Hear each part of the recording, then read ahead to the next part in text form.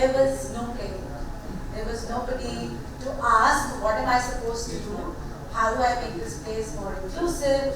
What are the policies? What is the structure? What kind of programs should I run? What are the things that we should be looking at? Are there some blind spots that we are ignoring? Right?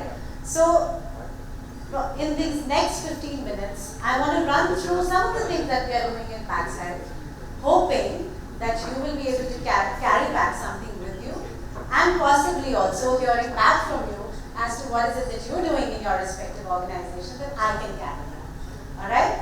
So, with very limited time, I only have 15 minutes. So please, and also, one more pointer, please feel free to stop me wherever if you'd like to contribute or ask a question. Alright, let's make it interactive.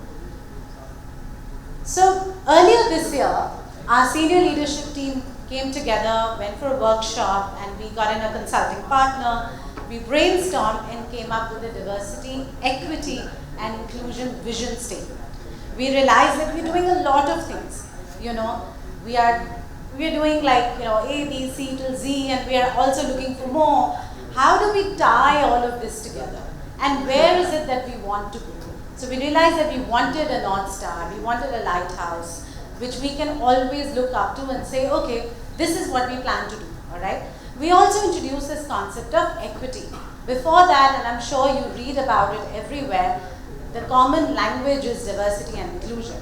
And now this year we've brought in the concept of equity. It is a very hard concept for people to understand, especially in India, because we all grow up with this concept of equality in our mind, right? In schools, our parents, at home, we were all taught this concept of equality. Now, where did equity come from?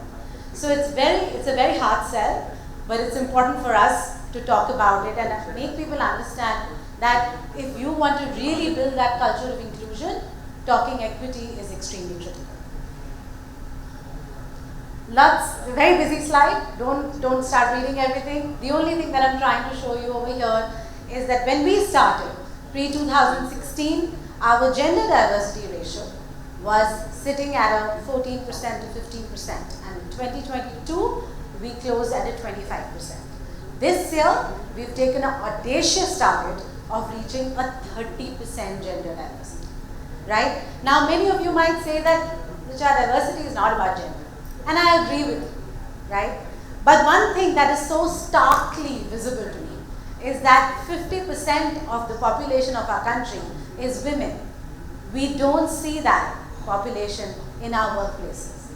So I think we have a very big problem to solve, and hence there is a disproportionate focus on gender equality. We are definitely talking about other aspects of inclusion, and when I say that, I mean people with disability, multi-generational inclusion, ethnicity, different learning styles, right, veterans, and also LGBTQ inclusion, right? Okay. So, like a good corporate, we also put in a structure, right? And we said that yes, everything cannot be done centralized. So we kind of broad-based this journey, and we said that if we have 300 offices spread across the country, how do we reach the employee to the last mile? So we set about empowering people in our various regions, and hence we set up regional councils, which are on the north, south, east, and west, and also one at our head office, who are self-sustaining councils. These are self-governing councils. They decide what they want to do because the challenges and the opportunities that exist in this whole agenda of diversity and inclusion is so unique. You know, the challenges in the south, we are so many countries within one country.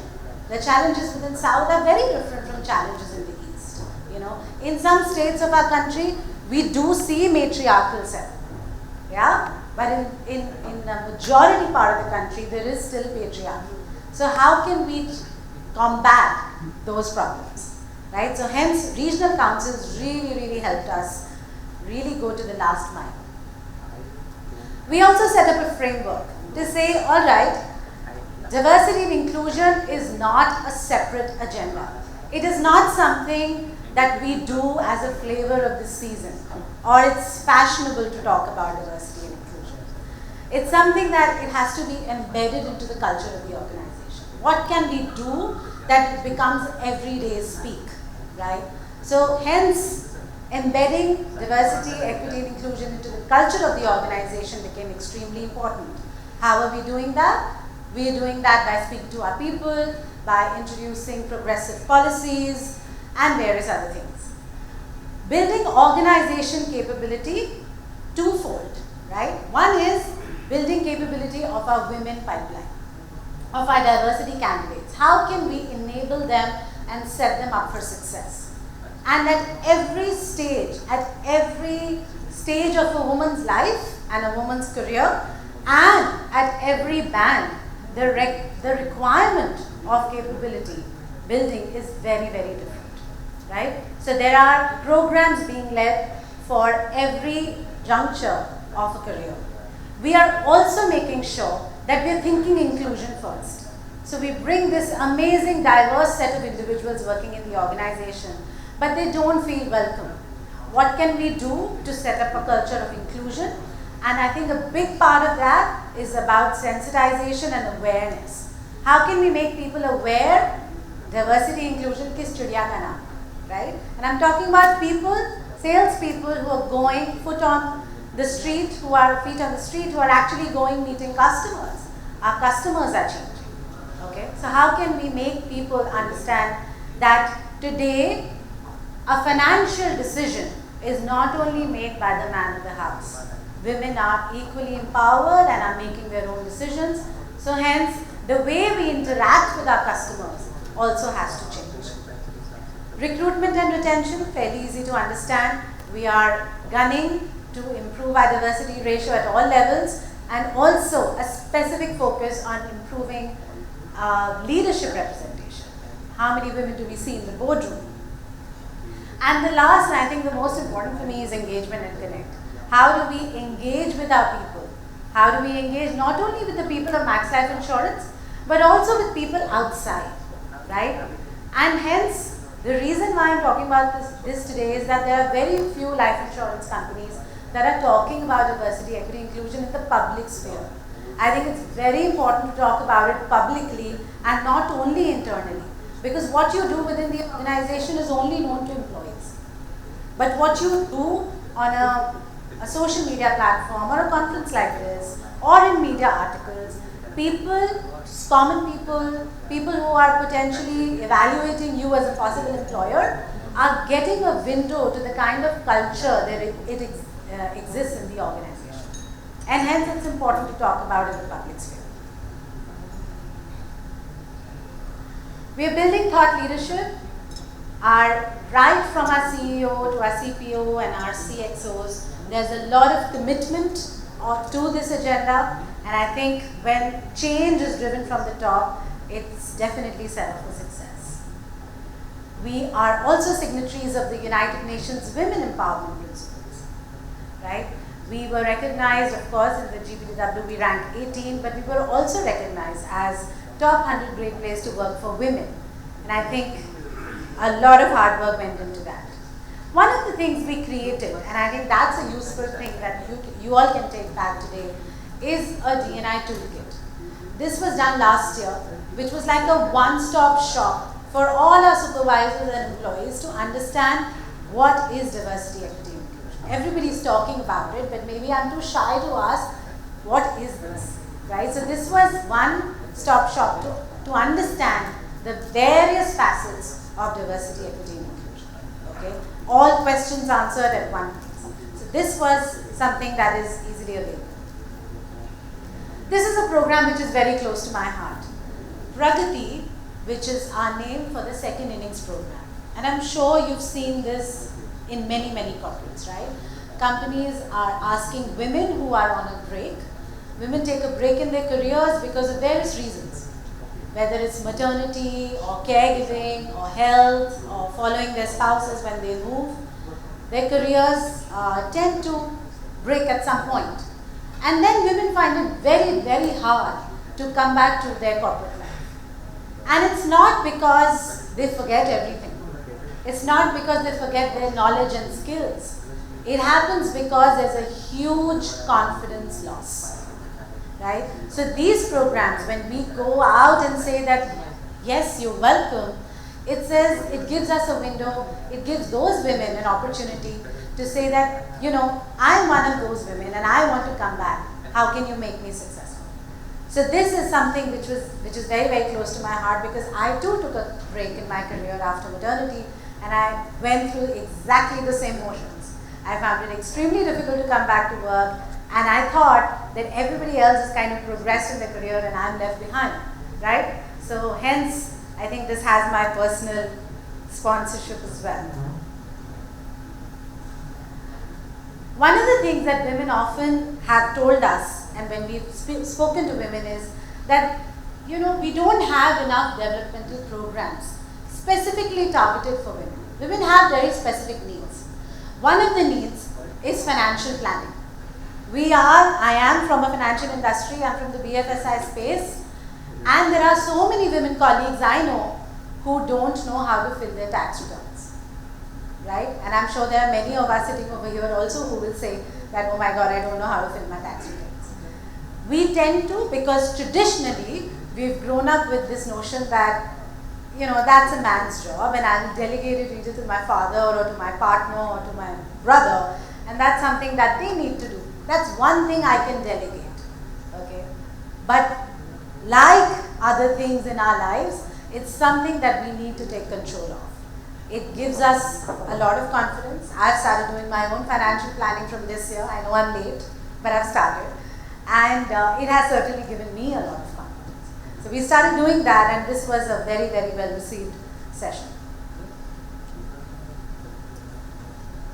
A Diversity and Inclusion Week is something that we celebrate across the organization. 1 week dedicated to diversity, equity and inclusion. We do a lot of panel discussions, get expert speakers, do employee engagement activities, and one focus for that week is only this topic.